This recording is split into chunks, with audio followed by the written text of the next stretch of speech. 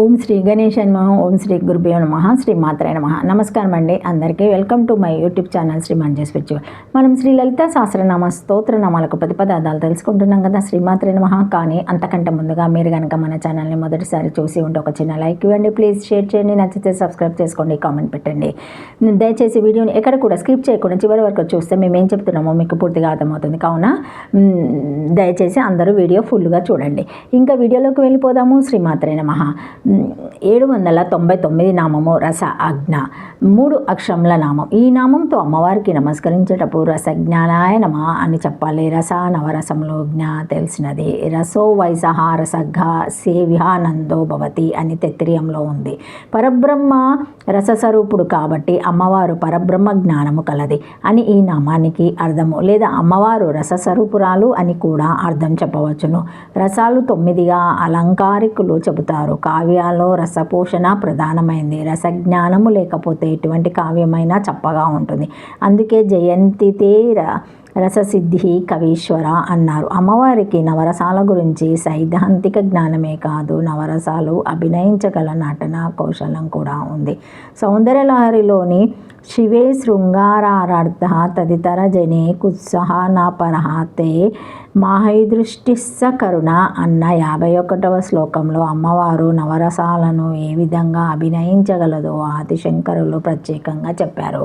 1 పరబ్రహ్మ జ్ఞానము గలది, 2 రసస్వరూపురాలు, 3 నవరస జ్ఞానం కలది, 4 నవరస అభినయము చేయగలది అని ఈ నామానికి అర్థము. శ్రీమాత్రే నమః.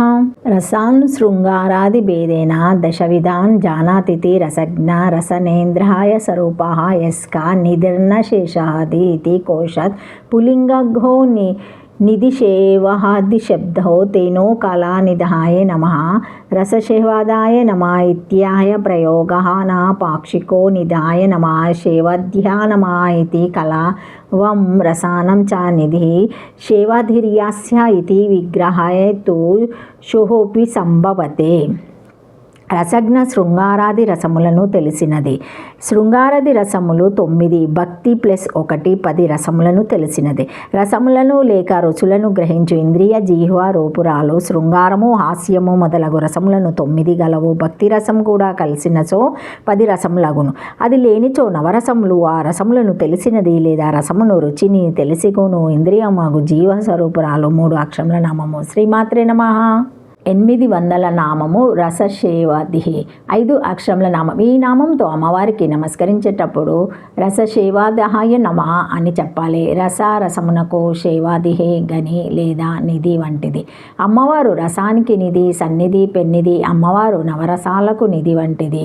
రసో వైసహ అన్న శృతివాక్యాన్ని బట్టి, రసో హమాపస్పు కౌంతాయ అన్న గీతావాక్యాన్ని బట్టి రస అంటే పరబ్రహ్మ తత్వానికి అమ్మవారు నిధి వంటిది. రసం అంటే బ్రహ్మానందం అని చెప్పుకుంటే అమ్మవారు బ్రహ్మానంద సముద్రము. ఎంతమంది ఎన్నిసార్లు ఈ బ్రహ్మానందాన్ని సేవించినా తరగనిది అనే అర్థం.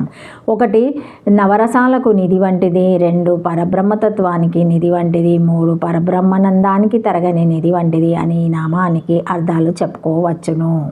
రసశేవాది బ్రహ్మానంద రసమునకు గని నిధి వంటిది. బ్రహ్మానంద రసమునకు గని అయినది రసము నిధి గలది. రసమనగా బ్రహ్మామృత రసము, దానికి గని అనగా క్షీణించని బ్రహ్మామృత రసస్వరూపురాలు. వేదమునందు పరమాత్మ రసస్వరూపుడను, ఈ రసస్వరూపమును పొందినవాడు ఆనందము గలవాడగును అని గలదు. బ్రహ్మాండ పురాణం నందు రసమే పరబ్రహ్మ, ఆ రసమే ఉత్తమగతి. ఆ రసము పురుషులకు కాంతిని కలిగించుచున్నను. ఆ రసము రేతో రూపము, శుక్రధాతు రూపము అని చెప్పబడినది. వేద ప్రామాణ్యమును బట్టి ఆత్మ రసస్వరూపుడనియు, ఆ రసస్వరూపుడని పొందినవాడు ఆనందము గలవాడగుచున్నాడనియు, ఆనందము లేని వాడయగును జీవించలేడు, బ్రతకలేడని అర్థం. ఆ రసం ప్రాణాంతకము, ప్రాణమును ఇచ్చుచున్నది అని గలదు. దీనినే బ్రహ్మము, రసస్వరూపము, సిద్ధాంతము, నిధి, శేవాది అను 2 శబ్దములను పుల్లింగములను యస్కుడు చెప్పెను. అమర నిఘంటువు నందు కూడా నిధి శేవాహది శబ్దములు పుల్లింగములని చెప్పబడినది గనుక కళానిధియే నమః రసశేవాదహాయ నమ అని పుల్లింగములుగానే ప్రయోగింపవలెను. పక్షమందు నిధ్యాయ సేవాధ్య అని స్త్రీలింగ రూపములతో ప్రయోగింపరాదు. కళల యొక్క రసము నిధి గలదని బహువ్రీహి సామార్థమును చెప్పినచో స్త్రీలింగ ప్రయోగములు నిధ్యో సేవాధ్య అని కూడా ప్రయోగించవచ్చును. 5 అక్షరముల నామము. శ్రీమాత్రే నమః. 801 నామము పుష్ట. 2 అక్షరముల నామం. ఈ నామంతో అమ్మవారికి నమస్కరించేటప్పుడు పుష్టాయ నమః అని చెప్పాలి. పుష్ట పోషింపబడుచున్నది, సర్వతత్వములతో పూర్ణంగా పోషింపబడినది కాబట్టి అమ్మవారు పుష్ట అంటే భౌతికంగా కనబడే పంచభూతాత్మకమైన దేహము, ఇంద్రియాలు, ధాతువులు, అభిప్రాయాలు, అనుభూతి, ఆనందం ఇలా అన్నిటిలోనూ నిండి ఉన్న సృష్టి స్వరూపిణి కాబట్టి అమ్మవారు పుష్ట. పుష్ అంటే పోషించు అని అర్థం. సృష్టిలో పరిపూర్ణంగా సర్వతత్వాలతో పోషింపబడేదే కాకుండా సృష్టిలో ఎవరికి కావలసినవి వాళ్ళకు ఏర్పాటు చేసి పరిపూర్ణంగా పోషించేది కూడా కాబట్టి అమ్మవారు పుష్ట.